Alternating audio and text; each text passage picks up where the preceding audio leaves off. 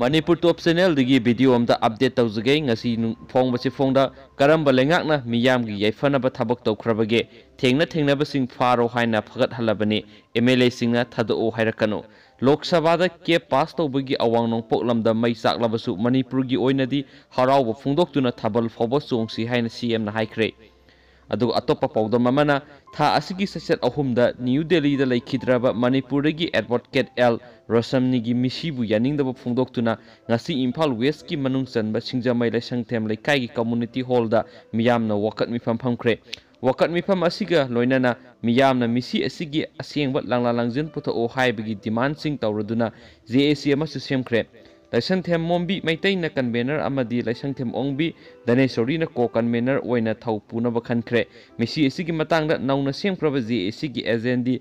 Human Killing of Advocate L Rosamni case ki ko convener L nanang maitai na hai Delhi gi Supreme Court Legal Council oina laiba Advocate L Rosamni bu minungsi leitana maha ki pikliba masanupi anigi mamang baktada mihathina hatok piram khibagi thawong condemn tawi athuba matamda mihat asida sienariba mara leiba miyoi khudingma sairak pigadabni haiki ngasi phangkiba wakat mifam asina Rosamni gi misi gi matangda achumba thijinduna asengba langlangjin putok hananaba miyam puna khongjang changsinaba haikri haina warep nakhi